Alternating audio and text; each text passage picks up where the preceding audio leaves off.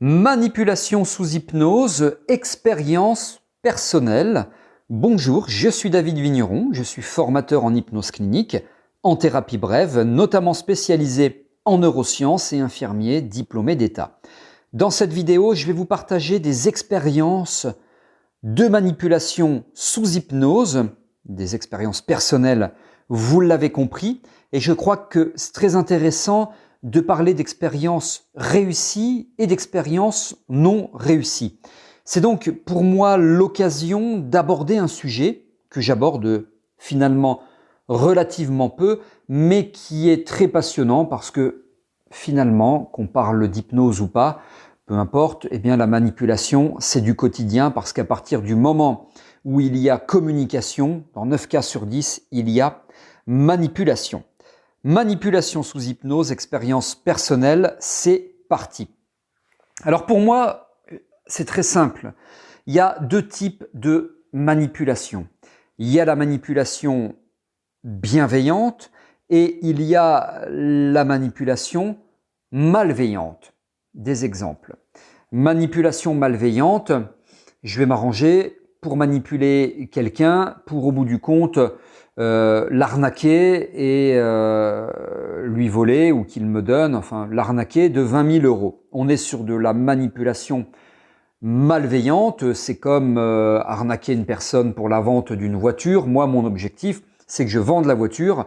Je sais qu'elle n'a pas 80 000 km comme on le voit sur le compteur, mais qu'elle en a 240 000. Je vais lui vendre au même prix d'une voiture de 80 000 km. Et voilà, donc là, on est dans tout ce qui est malveillant. Et puis, on a la manipulation bienveillante. La manipulation bienveillante, je suis quand même plutôt sur cette pratique, hein, je vous rassure. C'est, par exemple, je suis à l'hôpital, et c'est du vécu, ça, hein, c'est une histoire vraie, il est 1h du matin, je suis donc de nuit, infirmier, c'est anxiogène hein, pour les patients la nuit, il y a des bruits qui peuvent un petit peu interpeller, bon voilà, c'est assez anxiogène et j'ai cette dame, une mamie, qui a peu de visite et qui a du mal à dormir. Eh bien, avec des mots, M-O-T-S, avec des paroles, aussi avec une perfusion, puisqu'elle est déjà perfusée, cette dame, je vais la manipuler pour qu'elle puisse dormir. On est dans du bienveillant parce que mon objectif est qu'elle dorme. Je vais notamment utiliser l'effet placebo. Je mets une perfusion, j'écris un nom très compliqué dessus, un nom de médicament, sauf que c'est un médicament qui n'existe pas et cette petite poche de 50 ml de médicament est en fait que de l'eau, du NaCl ou peu importe, et il n'y a aucune substance pharmacologiquement active dedans, sauf que la patiente ne le sait pas et en plus j'utilise des techniques d'influence, par exemple en lui disant j'ai utilisé ce même médicament sur un monsieur il y a environ 1 heure et là il dort très très bien, je viens de passer le voir. Voilà, je suis dans de la manipulation et 6 fois, 7 fois sur 10, je sais pas, j'ai jamais fait de stats. Quand je repasse dans la chambre de la patiente un quart d'heure, une demi-heure après, elle dort bien parce que convaincue que ce médicament est extrêmement efficace, donc je la manipule, mais c'est de la bienveillance parce que je veux qu'elle dorme. Est-ce que l'hypnose, c'est de la manipulation ? Alors, moi je dis toujours que, bah oui, l'hypnose c'est de la manipulation, parce que j'utilise aussi des techniques quand mes consultants viennent me voir, ils sont stressés, ils vont passer un examen, ils sont douloureux chroniques, ils ont une phobie ou autre. J'utilise entre autres des techniques de manipulation pour qu'ils gèrent leur douleur chronique ou qu'ils n'aient plus mal, pour qu'ils n'aient plus peur des araignées, pour qu'ils réussissent leurs examens, etc. J'apporte quand même cette nuance pour moi, oui, l'hypnose c'est de la manipulation, mais l'hypnose c'est un couteau de boucher. Donc un gros couteau de boucher qui coupe. Si vous donnez ce couteau à la mauvaise personne, au mauvais moment, il vient de se faire piquer sa copine, en plus il est à moitié psychopathe, et puis il croise la mauvaise personne, c'est le mec qui a piqué sa copine, bah il y a quand même de très très très fortes chances, enfin fort risque plutôt, qui plante le copain de le mec enfin qui a piqué sa copine, voilà. Ce même couteau de boucher, vous le donnez à une personne qui est formé pour cela, en l'occurrence un boucher, eh bien, il a une bonne intention, il maîtrise le sujet, il a appris son métier, etc. Et donc, il va faire une super pièce de bœuf parce qu'il sait faire, parce que c'est son métier. Le même couteau, le même outil, à deux personnes différentes, eh bien, ça peut tout changer. J'ai fait d'ailleurs une vidéo sur ce sujet, traitant de manipulation hypnotique, entre autres. Je la mets sous cette vidéo, dans la description de cette vidéo, puis vous pourrez la regarder après, vous allez voir, c'est intéressant. La manipulation à visée bienveillante, c'est dans la vie de tous les jours. Un banquier, par exemple, on ne va pas dire que c'est malveillant, un banquier, il vous veut pas du mal, il veut travailler, et puis il veut vous vendre un produit, c'est quand même pas, voilà, c'est relativement noble. Un ami me téléphone hier soir et me dit, écoute, j'ai un petit service à te demander, voilà, je suis embêté, j'ai pas réussi, est-ce que tu peux récupérer? C'est de la manipulation parce qu'il veut que je récupère son fils ou sa fille pour lui à l'école, il est embêté, voilà, il manipule un petit peu pour que je lui dise oui, ce qui l'arrangerait bien, mais c'est de la manipulation bienveillante. Monsieur Roger, c'est un monsieur âgé, il y a 10-15 ans peut-être maintenant de cela, je fais un remplacement dans une maison de retraite, je ne connais pas les patients, et puis je distribue les médicaments le soir, enfin le soir il est 18h, et ce monsieur me court après dans le couloir, enfin essaie de me rattraper, et me dit j'ai mal à la gorge, est-ce que vous pouvez faire quelque chose pour moi? Les infirmières ne font rien, etc. Bon, j'ai écouté, évidemment j'ai pas de prescription médicale, il est 18h, ça fait 15 jours qu'il a mal à la gorge selon les dires, je vais pas appeler le médecin, bon. J'ai écouté, oui, je vais vous donner un médicament, il est très efficace, attendez un tout petit peu, il faut que je le prépare parce qu'il est assez compliqué à préparer, il est efficace mais il est long à préparer. Je vais à l'infirmerie, je prends ce que j'ai sous la main, je me rappelle plus quoi, un petit peu de confiture, un petit peu de sel, un petit peu de cacao, un petit peu d'eau, un petit peu de... voilà.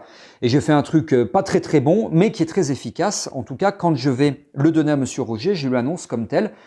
Monsieur Roger, me voilà, le médicament, ne le renversez pas, il coûte très cher, je le manipule, tout ça, c'est faux. Et vous allez voir, d'ici un quart d'heure, 20 minutes, vous n'aurez plus mal, hein, c'est vraiment efficace. Voilà, je lui donne, il avale ça, oui, c'est pas bon, oui, je vous l'avais dit, c'est pas bon, mais vous allez voir, c'est très efficace. Et donc, 15 minutes, 20 minutes après, une demi-heure après, histoire vraie, ça, hein, il me court après en me disant, votre médicament, c'est super efficace, j'espère que toutes les infirmières vont me le donner parce que je n'ai plus du tout mal à la gorge. Et cerise sur le gâteau, il me dit, bah c'est bien, du coup, je vais pouvoir aller refumer. Bon, ça c'est le truc un petit peu moins bien. Je sais pas s'il est allé fumer ou pas, puisque c'est pas moi qui gérais les sorties des patients en dehors de l'établissement. Enfin, pour aller dehors, c'était les aides-soignantes. Mais voilà, on est sur de l'effet placebo, on est sur de la manipulation, on est sur de la manipulation bienveillante. C'est en l'occurrence l'utilisation de l'effet placebo. Alors avec l'hypnose, est-ce que j'ai déjà essayé de manipuler des gens pour arriver à des trucs qui sont pas forcément très bien, pas très sympas? Oui, je vous l'avoue, volontiers, j'ai déjà essayé dans mes débuts. Je le fais plus maintenant parce que j'ai testé, c'est testé, prouvé, je sais que ça fonctionne, voilà. Alors, la première expérience que je vous partage qui n'a pas fonctionné, et tant mieux, ça a été sécurisé, je vous rassure, avant que vous tombiez de votre chaise. On est entre amis cette soirée-là, et puis bah voilà, je débutais l'hypnose, tout le monde voulait savoir un peu comment ça fonctionne, donc je fais des inductions rapides, instantanées, et puis il y a une amie qui est très très réceptive, et je peux lui faire à peu près ce que je veux. Et dans cette soirée, je teste deux choses avec elle. Premièrement, je lui ordonne de se jeter par la fenêtre.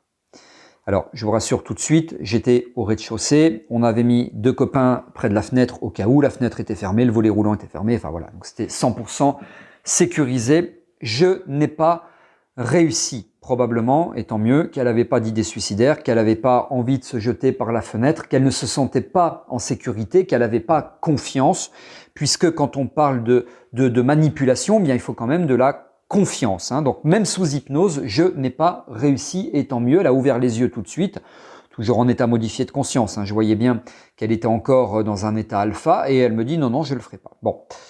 Deuxième expérience, j'ai tenté, et là j'ai pas réussi non plus. en rapport avec un striptease. Je vous explique ça dans un instant.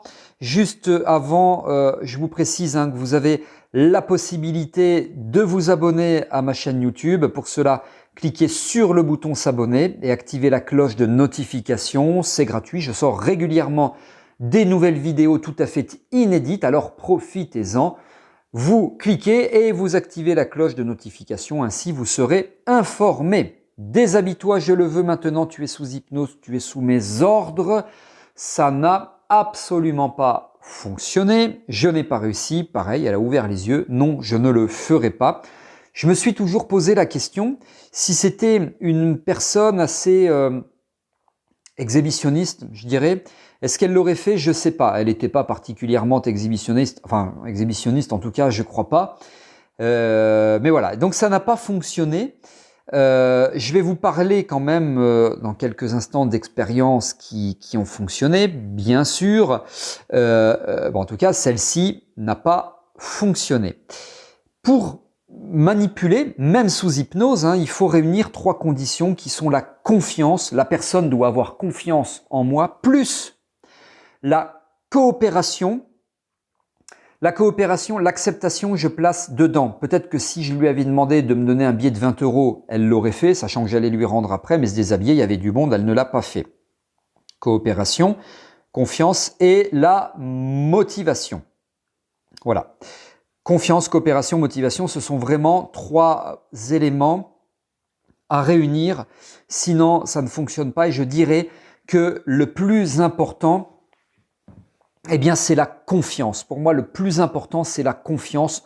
Au-delà des techniques, finalement, que tout le monde peut apprendre, c'est la confiance. D'ailleurs, c'est précisément sur ce pilier, la confiance, que j'ai joué, j'allais dire, en tout cas sur lequel j'ai travaillé, dans cette expérience à la télévision, à M6, avec ce journaliste que peut-être vous avez vu, qui est monté dans une voiture blanche sous hypnose, etc. Voilà, je vous proposerai des vidéos là-dessus prochainement. Donc j'ai joué notamment sur ce pilier qui est la confiance, entre autres. Il n'y avait pas que ça. Une autre expérience qui a très très bien fonctionné. Alors toujours une fille, vous allez me dire c'est beaucoup les filles. Oui, mais j'ai fait l'école d'infirmière d'ailleurs, parce que c'était écrit infirmière sur le bâtiment et donc dans mes expérimentations, j'ai beaucoup d'infirmières qui étaient intéressées pour découvrir. On est un samedi soir, nous sommes dans un bar et puis il y a un groupe de rock qui est là, qui joue, tout ça, c'est sympa. Et puis il y a des boissons qui sont distribuées, de la bière, etc. Et puis elle me connaît pratiquant l'hypnose et je réussis à l'induire instantanément, très très vite, à la plonger en état d'hypnose très vite. Et je lui ordonne à partir de maintenant d'aider la serveuse parce qu'elle-même est serveuse. Elle ne l'est pas du tout dans la vraie vie, elle est infirmière, vous l'avez compris, d'aider la serveuse à débarrasser les tables. Et elle s'est exécutée, elle a aidé la serveuse à débarrasser les tables. Je vous avoue bien volontiers que je n'ai pas rigolé très longtemps parce que c'était un petit peu gênant. Voilà, j'ai trouvé ça gênant. A posteriori, j'ai un petit peu regretté, même si c'était pas vraiment dégradant en soi, je ne le referai pas. Ça a fonctionné, c'est de la manipulation sous hypnose et à un moment donné, la serveuse lui a dit « mais arrêtez, je suis là, c'est mon travail, vous êtes gentil, mais arrêtez ». Voilà. J'ai arrêté, réellement ça a dû durer 1 ou 2 minutes, ce qui pour moi in fine a été quand même relativement long. Je l'ai fait, si c'était à le refaire, ne sachant pas si ça fonctionnait ou pas, je le referais, mais maintenant sachant que ça fonctionne, maîtrisant les techniques, je le referai pas, voilà. Mais en tout cas, manipulation sous hypnose, expérience personnelle, celle-ci en l'occurrence, débarrasser les tables, ça a très très bien fonctionné. Je sais messieurs que ça va vous donner des idées, mais oubliez ça tout de suite. J'ai tenté aussi avec un autre groupe d'amis de récupérer des cartes bancaires, je n'ai jamais réussi.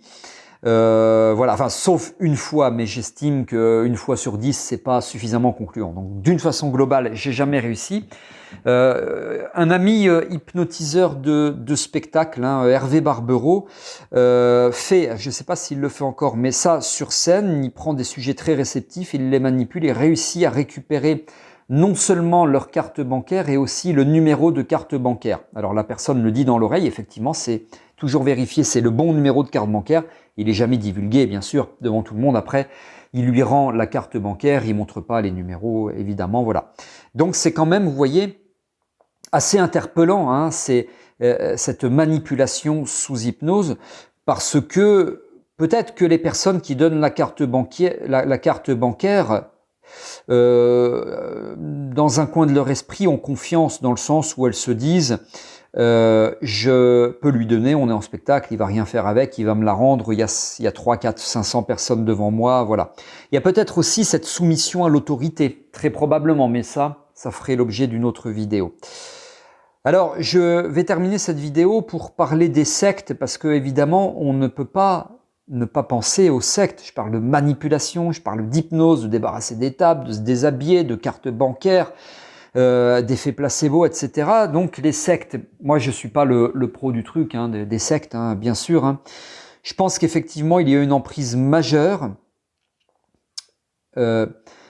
avec des techniques qui sont répétées régulièrement pour ou sur des personnes qui sont à la recherche de quelque chose, qui sont dans un besoin, qui sont dans une souffrance, et qui manifestent bien sûr une confiance, je reviens sur cette confiance, une confiance absolue, et j'irai même un peu plus loin, très souvent, une admiration sans faille envers je vais l'appeler le gourou, qui, je pense, ce genre de personnes sont extrêmement douées s'agissant de manipulation. Manipulation répétée, technique poussée, maîtrise des techniques, personnes qui sont en souffrance, qui ont besoin de quelque chose, qui sont souvent seules, qui sont à la recherche de quelque chose, et on peut effectivement arriver à des choses dramatiques, hein. Je pense notamment à la secte du Temple solaire, entre autres, il n'y a pas que celle-ci. Voilà. J'espère que ce sujet vous interpelle, parce que c'est quand même assez interpellant, hein, voilà. Indépendamment de l'hypnose, hein, et qu'il vous sensibilise aussi. Moi-même, je me suis fait manipuler, bien entendu, ça m'est arrivé. Je me suis fait avoir par une personne que je croyais être un ami, qui m'a escroqué d'environ 5 000 euros à peu près, pas tout à fait, 5 000 euros, 4 800 euros, 100 000 euros au total en réunissant tous ses amis. Tous les amis en commun, etc. Et très très bon manipulateur. Donc c'est toujours très intéressant de pouvoir prendre un petit peu de recul et se demander ce qui nous arrive sur le fond et sur la forme. Voilà. C'était pas sous hypnose, hein, mais je pense que c'est le genre de personne, il faut certainement pas lui apprendre l'hypnose. Voilà. Bon, c'est un autre sujet. N'hésitez pas à vous inscrire, hein, sous cette vidéo. Vous avez la possibilité d'être informé de mon actualité, c'est gratuit, de recevoir des SMS là aussi gratuits, donc profitez-en, vous serez informé quand je sors de nouvelles vidéos ou de mes actualités diverses et variées, donc profitez-en. Et puis si vous avez des remarques, commentaires, suggestions ou autres, c'est sous cette vidéo, je réponds à vos questions sans intermédiaire. Et enfin, si vous avez aimé cette vidéo, vous pouvez liker en cliquant sur le pouce bleu. Merci de m'avoir écouté, merci pour votre attention. On se retrouve avec grand plaisir pour de prochaines vidéos. À très bientôt.